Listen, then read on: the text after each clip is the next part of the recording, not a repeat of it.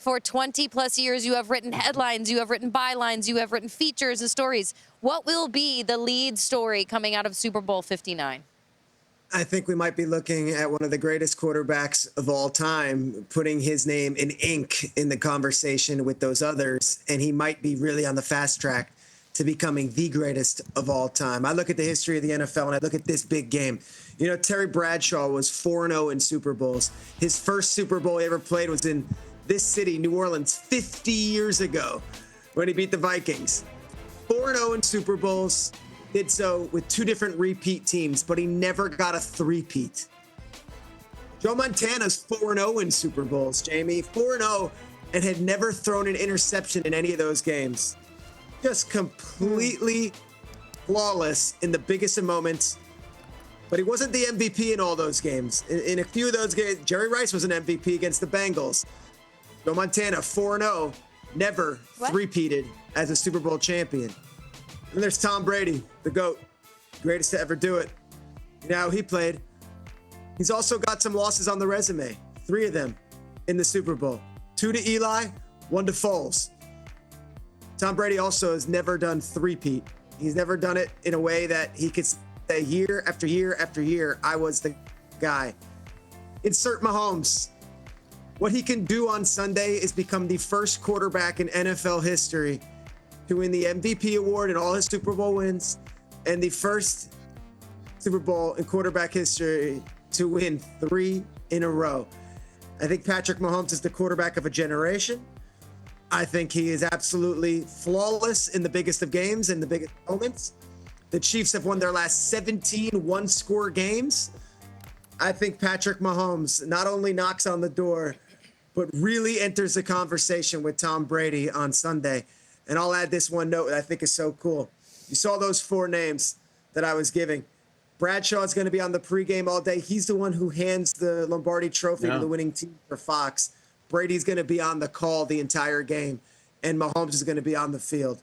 Pretty darn neat. It's NFL history. It spans 50 years, and we are so lucky to be here in New Orleans to capture it all.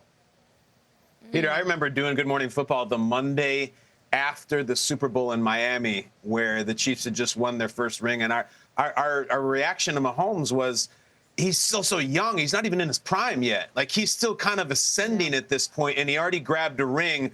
Now he's fully in his prime and just on the precipice of some ridiculous accomplishments. But you referenced these old quarterbacks. I don't even have the video, but I'm referencing John Elway, and it's not about Patrick Mahomes. It's about Jalen Hurts.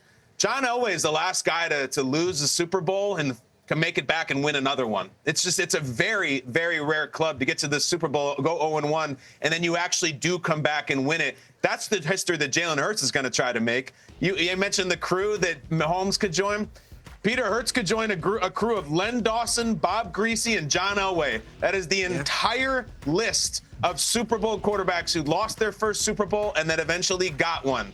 And Elway started 0-3 in Super Bowls. So my take is that I think that when we walk away from this game next week, there's going to be a lot of talk about Jalen Hurts, whether the Eagles win or whether the Eagles lose. I do not think Saquon Barkley is going to go ballistic in this game. I don't think he's going to have 170 yards. The Chiefs defense is too well coached. They're too good. You know the stat about Sark never giving up a 100-yard rusher in the playoffs. I really do think this game will be won and lost by Jalen Hurts, the Eagles quarterback. And if he wins this, it's an incredible, historic win to defy the three-peat and to join his own club of greats and to say, hold on, Mahomes, I'm entering the conversation, too, of someone really, really special.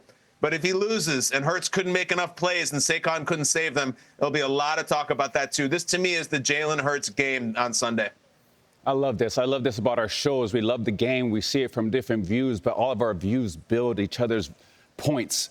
I'm going to add off of Schrager's point on Patrick Mahomes. I think the story of the Super Bowl is going to be this. No matter what happens in that game, if Patrick Mahomes has the ball at the end of the game to win it, the Chiefs will three-peat come Sunday. I heard this crazy stat. You want to hear it, guys? Yeah. Since 2021 in the postseason, there have been 125 game-winning or game-tying drives with less than a minute left to play in the game. Out of those 125 games, out of those 125 drives, only 40% have been successful. There have been a few quarterbacks that have been better than some. Schrags, you kind of mentioned a little bit, some of them. Tom Brady, he's 5 for 11. Drew Brees, who I love, was one of my closest friends. He's 3 for 6. There's only one quarterback, guys, that is 7 for 7, 100%. That is Patrick Mahomes.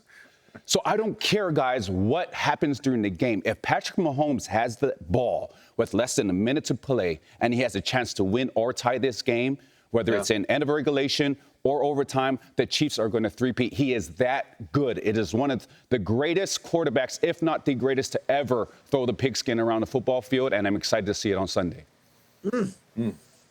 That's Guys, awesome.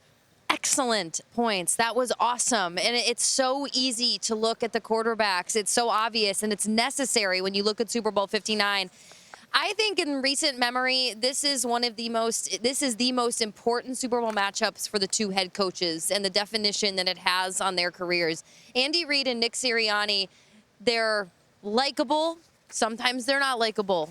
They're a hell of a group of coaches. They have a connection. They have history with these two franchises. I love that what Andy Reid has brought to the NFL in his career, the impact that he has on his players. His style of coaching in this era for him was unique. He hugs these guys. He loves them. You heard Travis Kelce talk about the impact that Andy Reid has had on his life so far in this week. It was really, really beautiful. And Nick Sirianni, there's an article I think just came out today. The headline is like, you might not like him, but he wins all the time, and here he is again. But I think if Andy Reid wins this game, it goes down as he becomes, I know he's not yet on the top of the list, but one of the greatest coaches to ever do it. Bill Belichick was walking around honors last night, and greatest of all time. Like, Andy Reid deserves to be in part of that conversation in the Mount Rushmore of NFL coaches if he coaches this team to a three-peat. And Nick Sirianni, if he wins, he is the disruptor of that. He is the disruptor of a lot of things that coaches are supposed to do or how they're supposed to act.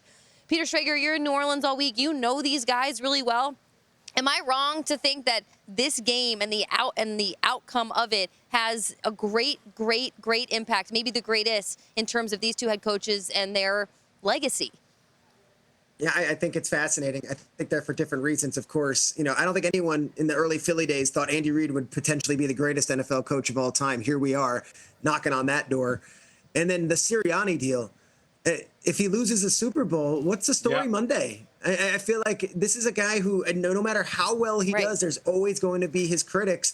Yet his players, from what I've been learning this week, his players love this guy. And in front of the room, for whatever reason, he is that dude, and they all connect and they all relate to him. So I do not think they're going to lay an egg. If anything, I think if it's a close game, Kansas City might have the edge. But if you're talking about a blowout on Sunday, it might be a boat race. It might be Philadelphia winning like something huge because they're just so wired and they're so ready to go, and they can do what they did in the NFC Championship game.